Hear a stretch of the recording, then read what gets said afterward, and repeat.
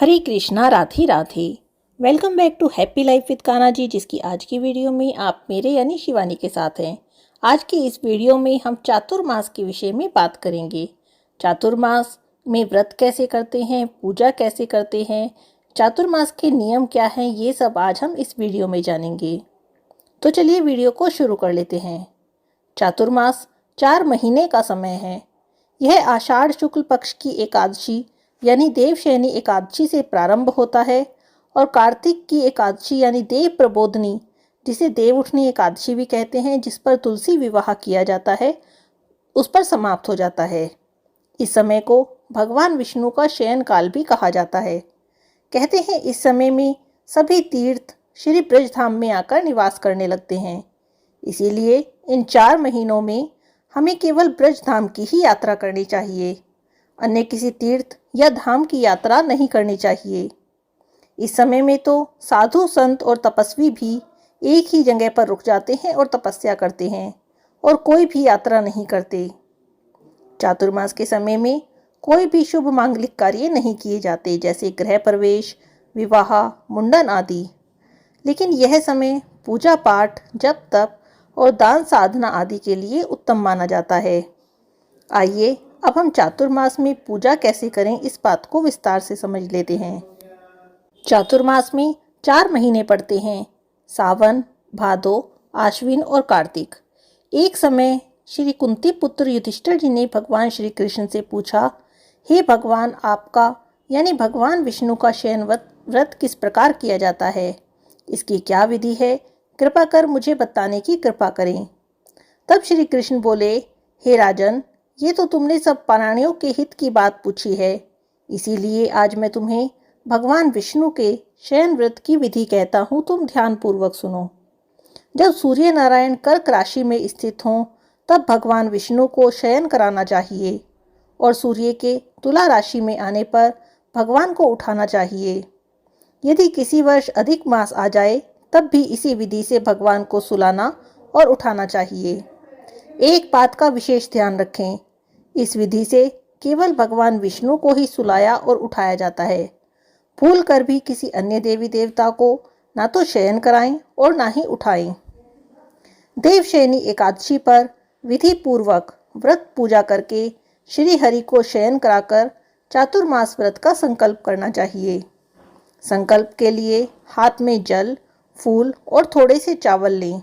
भगवान विष्णु के सामने बैठकर संकल्प करें कि हे भगवान, मैंने चातुर्मास व्रत का संकल्प किया है, आप मुझे शक्ति दें, आपकी कृपा से मेरा यह व्रत पूर्ण हो, और यदि किसी कारण से इस बीच मेरी मृत्यु हो जाए तो मेरा यह संकल्प, मेरा यह व्रत पूर्ण माना जाए। इस तरह का संकल्प करके हाथ में लिए गए चावल, पानी और फूल को भगवान विष्णु के सामने छोड़ दें। अब यहाँ पर प्रश्न उठता है कि भगवान विष्णु की प्रतिमा को शयन कैसे कराएं। तो सबसे पहले भगवान विष्णु की प्रतिमा को, उनके विग्रह को पंचामृत से स्नान कराएं। इसके बाद उन्हें सफ़ेद रंग के वस्त्र पहनाएं। ध्यान रखिए, रंगीन वस्त्र नहीं, सफ़ेद रंग के ही वस्त्र पहनाएं। फिर उन्हें शैया पर लिटा दें और विधि पूर्वक उनका धूप दीप नैवेद्य से पूजन करें, स्तुति करें और प्रार्थना करें। प्रार्थना में कहें, हे प्रभु, मैंने आपको शयन कराया है, आपके शयन से सारा विश्व सो जाता है। मेरी आपसे विनती है कि जब तक आप 4 मास तक विश्राम करें और मेरे चातुर्मास को विधिवत पूर्ण करने में मुझे शक्ति प्रदान करें। आपकी कृपा से मेरा यह व्रत निर्विघ्न पूरा हो। इस प्रकार की प्रार्थना करके चातुर्मास व्रत के नियम ग्रहण करें। एक बात का ध्यान रखें, इस व्रत के बहुत सारे नियम हैं, लेकिन आपको उतने ही नियम लेने चाहिए जितने कि आप अच्छे से निभा सकें। ऐसा ना हो कि पहले दिन तो बहुत सारे नियम ले लिए, लेकिन जैसे जैसे दिन बीतते रहे आप नियम नहीं निभा पाए और हमारे नियम छूट गए। ऐसा करने से पाप लगता है और चातुर्मास व्रत भी भंग हो जाता है। चातुर्मास व्रत के नियमों का मैं उल्लेख करूं उससे पहले मैं आपको बता दूं कि चातुर्मास के व्रत जो करते हैं वह दिन में एक समय भोजन करते हैं, और वो भी तारों की छाँव में। मतलब शाम को आप संध्या पूजन के बाद जब तारे निकल आए तब एक समय भोजन कर सकते हैं। अब भोजन कैसा करें ये आपके नियमों पर निर्भर करता है।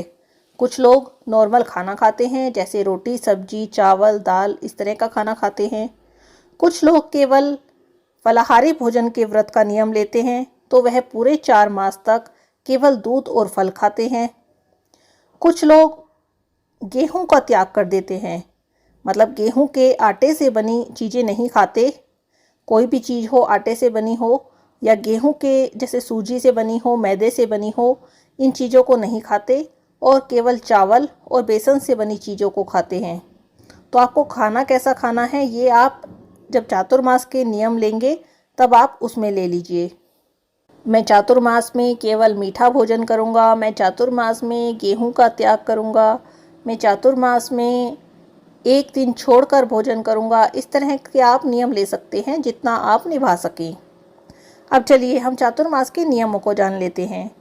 1000 अश्वमेध यज्ञ करके मनुष्य जिस फल को पाता है वह चातुर्य मास के अनुष्ठान से प्राप्त कर लेता है। इन 4 महीनों में ब्रह्मचर्य का पालन, त्याग, पत्तल पर भोजन, उपवास, मौन, जप, ध्यान, स्नान, दान और पुण्य विशेष लाभप्रद होते हैं। चातुर्मास में त्याग का बहुत महत्व बताया गया है। जो चातुर्मास में अपनी प्रिय वस्तु का त्याग करता है, उसकी त्यागी हुई वह वस्तु उसे अक्षय रूप में प्राप्त होती है, मतलब बहुत अधिक मात्रा में प्राप्त होती है। चातुर्मास में गुड़ का त्याग करने से मनुष्य को मधुरता की प्राप्ति होती है। तांबुल का त्याग करने से भोग सामग्री से संपन्न होता है और उसका कंठ सुरीला हो जाता है। दही छोड़ने वाले मनुष्य को गोलोक मिलता है। नमक छोड़ने वाले सभी पूत कर्म में सफल होते हैं। जो मौन व्रत धारण करता है उसकी आज्ञा का कोई उल्लंघन नहीं करता। चातुर्मास में काले और नीले रंग के कपड़ों को नहीं पहनना चाहिए। एक विशेष बात, जो चातुर्मास के पूरे समय के व्रत नहीं कर पाता है, पूरे चातुर्मास के व्रत नहीं कर पाता है, उसे भी चातुर्मास में पड़ने वाली विशेष तिथियों जैसे एकादशी, पूर्णिमा, इनका व्रत करना चाहिए। चलिए अब नियमों को जारी रखते हैं। चातुर्मास के दौरान जो मनुष्य भूमि पर शयन करता है वह धन से युक्त हो जाता है और विमान पर बैठकर वैकुंठ को जाता है।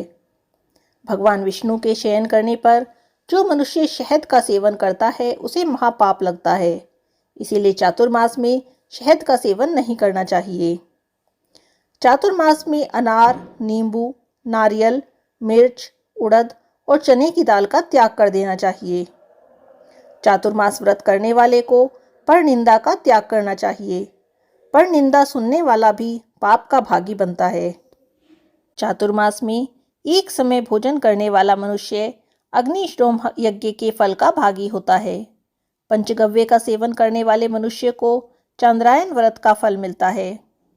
जो धीर मनुष्य चातुर्मास में नित्य अन्न का भोजन करते हैं उनके सब पातक नष्ट हो जाते हैं और वे वैकुंठ धाम को जाते हैं। जो मनुष्य चातुर्मास में केवल एक ही अन्न का भोजन करते हैं वह मनुष्य रोगी नहीं होता, अर्थात एक ही अन्न का भोजन करने का व्रत लेते हैं, जैसे मैं केवल चावल का भोजन करूंगा, मैं केवल बेसन का ही भोजन करूंगा, मैं केवल गेहूं के आटे का ही भोजन करूंगा। इस तरह से एक ही अन्न का भोजन करने का व्रत लेने वाला मनुष्य रोगी नहीं होता। जो मनुष्य चातुर्मास में केवल दूध पीकर अथवा फल खाकर रहता है, अर्थात पूरे चातुर्मास में केवल फलाहारी व्रत करता है, उसके सहस्त्रों पाप तत्काल ही विलीन हो जाते हैं। जो मनुष्य चातुर्मास में भगवान विष्णु के सामने खड़ा होकर नित्य प्रतिदिन पुरुष सूक्त का पाठ करता है उसकी बुद्धि बढ़ जाती है। नमो नारायण, इस मंत्र का यथासंभव जाप करना चाहिए। नमो नारायणाय का जाप करने से 100 गुना अधिक फल की प्राप्ति होती है। यदि मनुष्य चातुर्मास में भक्ति पूर्वक योग के अभ्यास में तत्पर न हुआ तो निसंदेह उसके हाथ से अमृत का कलश गिर गया। जो मनुष्य नियम, व्रत अथवा जप के बिना चौमासा बिताता है, अर्थात चातुर्मास बिताता है, वह महामूर्ख है। चातुर्मास में विशेष रूप से जल की शुद्धि होती है। इस समय में तीर्थ और नदियों में स्नान करने का विशेष महत्व माना गया है। जो मनुष्य इन 4 महीनों में मंदिर में झाड़ू लगाते हैं अथवा मंदिर को धोकर साफ करते हैं, कच्चे स्थान को गोबर से लीपते हैं, उन्हें 7 जन्मों तक ब्राह्मण की योनि मिलती है। जो चातुर्मास में भगवान को दूध, दही, घी, शहद और मिश्री से स्नान कराते हैं, वह वैभवशाली होकर स्वर्ग में जाकर इंद्र जैसा सुख भोगते हैं। धूप, दीप, नैवेद्य और पुष्प आदि से पूजन करने वाले प्राणी अक्षय सुखों को भोगते हैं। तुलसी दल अथवा तुलसी मंजरियों से जो भगवान का पूजन करते हैं, स्वर्ण की तुलसी ब्राह्मण को दान करते हैं, उन्हें परम गति प्राप्त होती है। गूगल की धूप और दीप अर्पण करने वाले मनुष्य जन्म जन्मांतर तक धनवान रहते हैं। चातुर्मास में जो पीपल का पेड़ लगाते हैं, पीपल के पेड़ पर प्रतिदिन जल चढ़ाते हैं, पीपल के पेड़ की परिक्रमा करते हैं, उत्तम ध्वनि वाला घंटा मंदिर में चढ़ाते हैं, ब्राह्मणों का उचित सम्मान करते हैं, उस व्यक्ति पर भगवान श्री हरि की कृपा दृष्टि बनी रहती है। जो मनुष्य चातुर्मास व्रत की समाप्ति यानी उद्यापन करने पर अन्न, वस्त्र और शैया का दान करते हैं, वह अक्षय सुखों को प्राप्त करते हैं और सदा ही धनवान रहते हैं। वर्षा ऋतु में गोपी चंदन का दान करने वालों को सभी प्रकार के भोग और मोक्ष प्राप्त होते हैं। चातुर्मास में जो नियम से भगवान श्री गणेश और सूर्य भगवान का पूजन करते हैं, वह उत्तम गति को प्राप्त करते हैं। जो शक्कर का दान करते हैं, उन्हें यशस्वी संतान की प्राप्ति होती है। माता लक्ष्मी और पार्वती को प्रसन्न करने के लिए चांदी के पात्र में हल्दी भरकर दान करनी चाहिए। भगवान शिव को प्रसन्न करने के लिए बैल का दान करना चाहिए। चातुर्मास में फलों का दान करने से नंदन वन का सुख प्राप्त होता है। जो लोग नियम से एक समय भोजन करते हैं, भूखों को भोजन खिलाते हैं और स्वयं भी नियमबद्ध होकर चावल अथवा जौ का भोजन करते हैं, भूमि पर शयन करते हैं, उन्हें अक्षय कीर्ति की प्राप्ति होती है। जो मनुष्य श्रावण में यानी सावन के महीने में साग और हरी सब्जियां, भादों में दही, आश्विन में दूध और कार्तिक में दालों का त्याग करता है, वह श्री हरि का प्रिय होता है। किसी की चुगली ना करें, किसी से धोखे से उसका कुछ हत्याएं ना। चतुर्मास में शरीर पर तेल ना लगाएं और कांसे के बर्तन में कभी भी भोजन ना करें। तो ये थे चातुर्मास के कुछ नियम। चौमासे के इन 4 महीनों में सभी तीर्थ, दान, पुण्य और देव स्थान भगवान विष्णु जी की शरण लेकर स्थित होते हैं। जो चातुर्मास में भगवान विष्णु को नियम से प्रणाम करता है, उसका जीवन शुभ फलदायक बन जाता है। चौमासे के इन 4 महीनों में नियम से रहते हुए, शुभ कार्य करते हुए भगवान श्री हरि विष्णु जी की भक्ति में जन्म जन्मांतर के बंधनों से मुक्त होकर मोक्ष की प्राप्ति करें। आज की इस वीडियो में बस इतना ही। हरे कृष्णा, राधे राधे।